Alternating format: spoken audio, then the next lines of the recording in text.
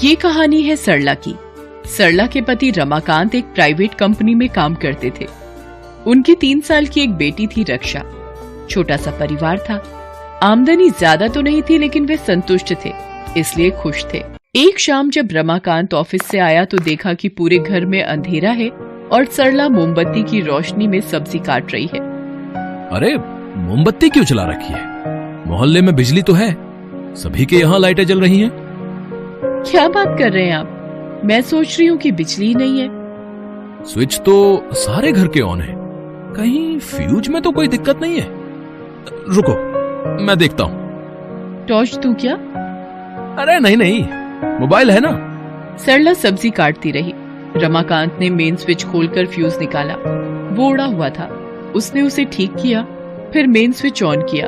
On करते ही पूरे घर में रोशनी हो गई। बिजली आ गई जी। आप नहीं आते तो मैं अंधेरे में ही काम करती रहती। बिजली तो आ गई, लेकिन इस क्रम में मेन स्विच के पास लगी एक नंगी तार से रमाकांत का हाथ सट गया। इतनी जोर का उसे बिजली का झटका लगा कि वो चीखते हुए दूर जा गिरा और वो बेहोश हो गया। चीख सुनते ही सरला दौड़ती हुई आई। क्या हुआ? कुछ बोलते क्यों नहीं आप? आंखें तो खोलिए। अस्पताल ले जाने के क्रम में ही रमाकांत की मौत हो गई। 3 साल की बेटी और खुद की जिम्मेदारी अब पूरी तरह सरला पर आ गई। पति की मौत के बाद न जाने कितने सवाल समाज की नजरें उससे पूछती, लेकिन सरला ने जिम्मेदारियों से भरा कांटों का ताज हंसकर पहन लिया।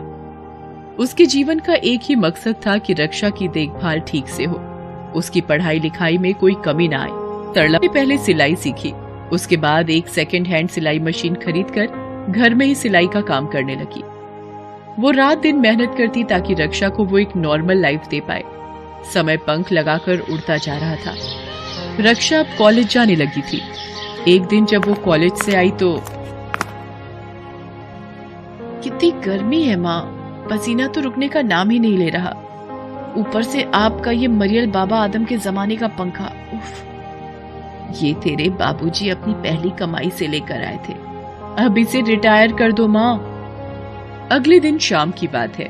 रक्षा कॉलेज से जस्ट आई ही थी और गर्मी के मारे पंखे को घूर रही थी। सरला किचन में उसके लिए शिकंजी बना रही थी, तभी दरवाजे पर किसी ने दस्तक दी। रक्षा ने दरवाजा खोला। दरवाजे पर 2-4 आदमी एक बड़ा सा कार्टून लिए खड़े थे। उनमें से एक आदमी ने पूछा, रक्षा मैडम का घर यही है? हाँ, मैं ही हूँ रक्षा। ये क्या है? मैंने तो कुछ ऑर्डर नहीं किया है। तभी किचन से सरला निकल कर आई। ये मैंने तुम्हारे लिए ऑर्डर किया है बेटा, इसमें कूलर है। तुम्हें बहुत गर्मी लगती है ना? क्या माँ, तुम भी बिना बात के कूलर में पैसे खर्च कर दिए।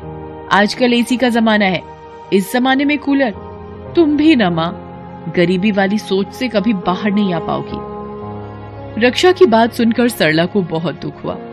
जब से रक्षा कॉलेज जाने लगी थी, वो अपनी माँ से खिंची खिंची रहती। माँ की कोई भी बात उसे पसंद नहीं आती थी। एक बार कॉलेज से आने में उसे बहुत देर हो रही थी तो सरला उसे कॉल पर कॉल किए जा रही थी। रक्षा उस समय अपने दोस्तों के साथ थी। उसने चुपचाप मोबाइल को साइलेंट कर दिया। इधर बेचारी सरला के मन में बुरे बुरे ख्याल आने लगे थे। जैसे ही रक्षा घर पर पहुंची तो उसने फोन ना उठाने और देर से आने का कारण पूछा। क्या मम्मी, ये किसी पुलिस वाले की तरह सवाल क्यों पूछ रही हो? देर से क्यों आई, जल्दी क्यों गई? मैं अब कोई दूध पीती बच्ची तो हूं नहीं जो आपके हर सवाल का जवाब देती फिरूं। और हाँ, फोन इसलिए नहीं उठाया क्योंकि अपने दोस्तों के सामने मुझे अपने सड़ियल फोन को उठाने में शर्म आ रही थी। आपसे कितनी बार कहा नया फोन दिला दो, लेकिन आपको मेरी खुशी और जरूरत से क्या लेना देना। जो माँ बिना अपनी फिक्र किए रक्षा के लिए सब कुछ करती, रात रात भर काम करती, उसे हर चीज, हर खुशी जो उसके लिए संभव थी उसे देती, लेकिन उसी बेटी के मुंह से ऐसी जहर भरी बातें सुनना सरला के लिए असहनीय पीड़ा देने वाला था। वो उसे कहती तो कुछ नहीं, लेकिन छिप छिप कर रो लेती। अगले दिन सुबह सरला रक्षा के लिए नाश्ता बना रही थी, लेकिन वो बिना नाश्ता किए निकल गई। मैं बहुत बुरी माँ हूँ, अपनी बेटी की छोटी सी जरूरत भी पूरी नहीं कर पाती। सरला ने तय कर लिया कि रक्षा की शादी के लिए जो पैसे जमा कर रही हूँ, उससे कुछ पैसे निकालकर उसके लिए मोबाइल खरीद दूंगी। वो ये सोच ही रही थी कि उसके फोन की घंटी बजी। उसने फोन उठाया। हेलो, कौन? आंटी, मैं प्रियंका बोल रही हूँ, रक्षा के कॉलेज से। आप जल्दी कॉलेज आ जाइए, वो अचानक से बेहोश हो गई है। सरला ने जैसे ही ये सुना उसकी आंखों से आंसू निकलने लगे। वो भागी भागी कॉलेज पहुंची। रक्षा को होश तो आ चुका था, लेकिन उसे काफी कमजोरी लग रही थी।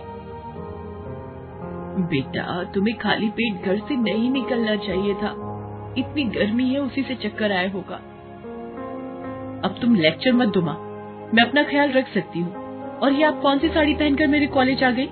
मेरी इज्जत का कबाड़ा करने में आपको बहुत मजा आता है ना? सरला बेचारी चुप रही। वो घर लौट आई, लेकिन इस घटना के बाद रक्षा अक्सर बेहोश होने लगी, कभी कॉलेज तो कभी घर।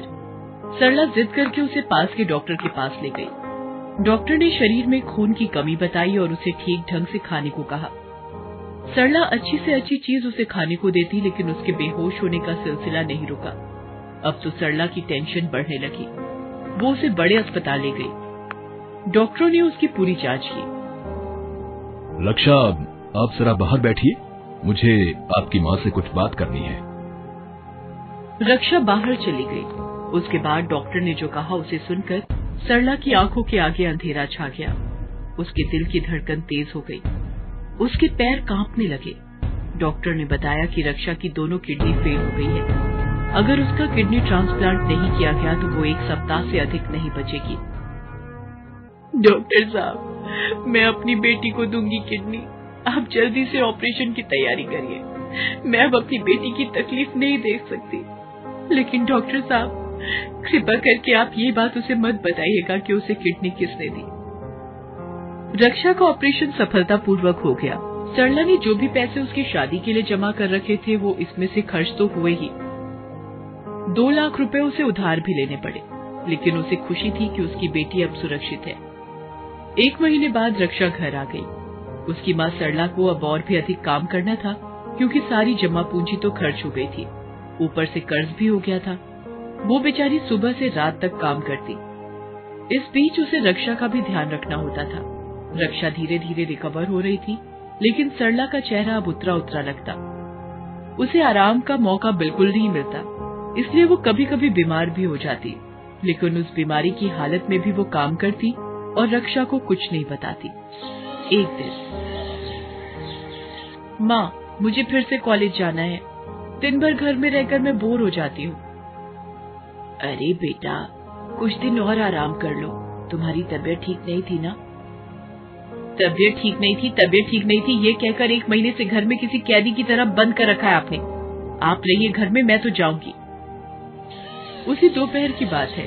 सरला की तबीयत बिल्कुल ठीक नहीं लग रही थी, फिर भी वो बाहर किसी काम से गई हुई थी। तभी दरवाजे पर दस्तक हुई। उसने दरवाजा खोला। दरवाजे पर 2-3 मोटे और बदमाश से दिखने वाले आदमी खड़े थे। कौन है आप लोग? सरला है क्या? वो इस महीने का ब्याज अभी तक नहीं मिला है। 5 तारीख की बात थी, आज 7 है। किस बात का ब्याज? आपकी माँ ने कुछ दिन पहले 2 लाख रुपए ब्याज पर उधार लिए थे जी। रक्षा को कुछ समझ नहीं आ रहा था कि माँ ने इतने सारे पैसे ब्याज पर क्यों लिए। उसने उन लोगों को बाद में आने को कहा। फिर वो चुपचाप खामोशी से बैठ गई और कुछ सोचने लगी। फिर वो माँ के कमरे में गई और उनके बक्से को खोला। बक्से में उसे बहुत सारे कागज मिले। उन्हीं कागजों में हॉस्पिटल के और किडनी ट्रांसप्लांट के कागज थे। अब उसे सब कुछ पता लग गया था। उसका सिर ये सब जानकर चकराने लगा। वो लगातार रोने लगी। तभी दरवाजे पर दस्तक हुई। दरवाजे पर सरला थी। उसका चेहरा मुरझाया हुआ लग रहा था। बेटा, तुम कल से कॉलेज चली जाना, लेकिन बेटा कुछ दिन तुम ऑटो रिक्शे से जाना। मैंने उससे बात कर ली है, वो हर दिन टाइम पर आ जाएगा। और ऑटो के पैसे कहाँ से आएंगे माँ? अरे, ये सब तुम क्यों सोच रही हो? तेरी माँ भी जिंदा है बेटी। माँ, क्यों छिपाई तुमने मुझसे इतनी बड़ी बात? अरे, इसमें छिपाने जैसा क्या है? ऑटो से तो कई लोग जाते हैं। ऑटो की बात नहीं माँ, मेरे ऑपरेशन की बात। आपका मुझे किडनी देने की बात, 2 लाख रुपए उधार लेने की बात। ये तुम क्या कह रही हो? माँ, प्लीज प्लीज प्लीज, आप एक्टिंग मत करो, आप बहुत बुरे एक्टर हो। मुझे माफ कर दो माँ। मैंने ना जाने तुम्हें कितनी तकलीफ दी है, कितना दर्द दिया है तुमको, और तुम सारा दर्द शिव जी की तरह पी गई। मुझे माफ कर दो माँ, मुझे माफ कर दो। ये कहकर रक्षा अपनी माँ के पैरों पर गिर पड़ी। सरला ने उसे उठाया और गले से लगा लिया। अरे मेरी बेटी, तुम यही रहो मेरे सीने से लिपट कर, जैसे बचपन में रहा करती थी। वही मेरे लिए सुकून है बेटी। बाकी जीवन में तो उतार चढ़ाव आते ही रहते हैं, लेकिन एक दिन सब ठीक हो जाता है। इस बार सब ठीक करने में मैं भी तुम्हारा साथ दूंगी माँ। इस बार तुम अकेले नहीं लड़ोगी, तुम्हारी बेटी रक्षा होगी तुम्हारे साथ हर कदम। रक्षा बदल गई थी। माँ के प्यार की अनमोल दौलत की कीमत उसे पता चल गई थी। Thanks for watching.